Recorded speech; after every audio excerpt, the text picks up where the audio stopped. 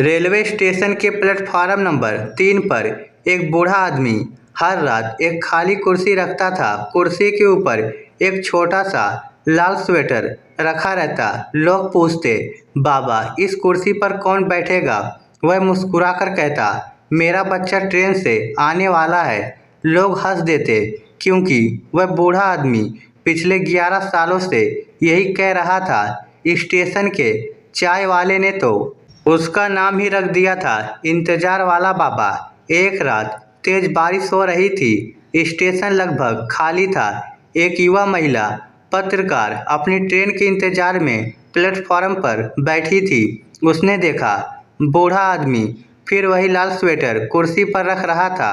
पत्रकार ने पूछा, बाबा आपका बच्चा कितने साल का है? बूढ़ा आदमी कुछ पल चुप रहा और फिर बोला, जब गया था तब 7 साल का था। और अब बूढ़े ने खाली कुर्सी की तरफ देखा। अब पता नहीं कितना बड़ा हो गया होगा। पत्रकार के चेहरे की मुस्कान गायब हो गई। उसने पूछा, गया कहाँ था? बूढ़े ने अपनी जेब से एक पुरानी ट्रेन की टिकट निकाली। इसी स्टेशन से 11 साल पहले उसकी पत्नी मर गई थी।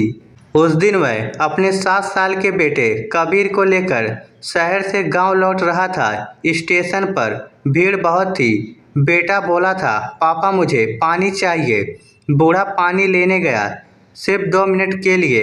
वापस आया तो कबीर गायब था। पुलिस आई, घोषणा हुई, तस्वीरें लगी। रेलवे के हर स्टेशन पर खबर भेजी गई, लेकिन कबीर नहीं मिला।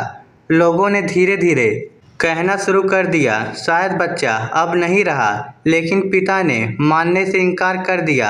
वह हर रात स्टेशन आता, एक कुर्सी रखता, लाल स्वेटर रखता और कहता, कबीर को ठंड बहुत लगती है, वह आएगा तो यही पहनेगा। पत्रकार ने उस रात उसकी तस्वीर ले ली। अगली सुबह उसने कबीर की पुरानी तस्वीर के साथ कहानी इंटरनेट पर डाल दी। कहानी तेजी से फैल गई। हजारों लोगों ने शेयर किया। फिर एक महिला ने कमेंट किया, क्या उस बच्चे के बाएं कान के पीछे छोटा सा काला निशान था?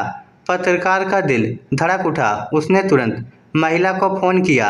महिला ने बताया, मेरे पति एक दूर के शहर में सड़क हादसे के बाद एक अनजान बच्चे को अस्पताल लेकर गए थे।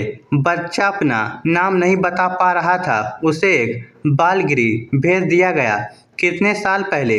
11 साल पहले। पत्रकार अगले दिन उस बालगृह पहुंची। वहां एक 18 साल का लड़का खिड़की के पास बैठा था। उसके हाथ में लाल धागा बंधा था। पत्रकार ने तस्वीर दिखाई। लड़के ने तस्वीर को देखते ही कहा, ये आदमी कौन है? पत्रकार बोली, शायद तुम्हारे पिता। लड़के ने सिर पकड़ लिया। उसे कुछ याद नहीं था।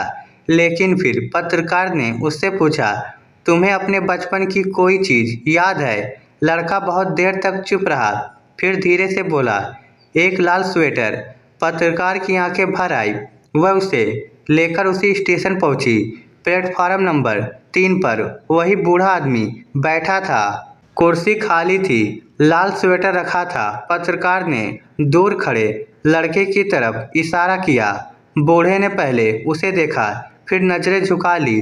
वह डर रहा था। 11 साल का इंतजार कहीं एक पल में सपना बनकर न टूट जाए।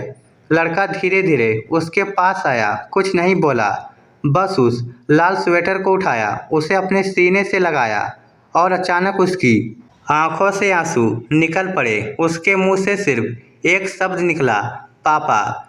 बूढ़े की सांस जैसे रुक गई। वह कुर्सी से गिरते गिरते बचा। उसने कांपते हाथों से बेटे का चेहरा छुआ। कबीर। लड़के ने सिर हिला दिया। दोनों एक दूसरे से लिपट कर रोने लगे। प्लेटफॉर्म पर खड़े लोग भी रो रहे थे। लेकिन कहानी यहीं ख़त्म नहीं हुई। कबीर ने पिता से पूछा, पापा आपने मेरा इंतज़ार इतने साल क्यों किया? बूढ़े ने मुस्कुराकर कहा, क्योंकि जिस दिन मैं घर से निकला था तेरी माँ ने कहा था, बेटे को अकेला मत छोड़ना। कबीर ने पिता को कसकर पकड़ लिया। तभी बूढ़े की जेब से एक मुड़ा हुआ कागज़ नीचे गिरा। कबीर ने उसे उठाया। उस पर उसकी माँ की लिखावट थी, अगर हमारा बेटा कभी खो जाए तो उसे ढूंढते रहना, क्योंकि बच्चे रास्ता भूल सकते हैं। माँ बाप का इंतजार नहीं। कबीर कागज पढ़कर फूट फूट कर रोने लगा और उस रात 11 साल बाद पहली बार प्लेटफॉर्म नंबर 3 पर रखी वह कुर्सी खाली नहीं थी।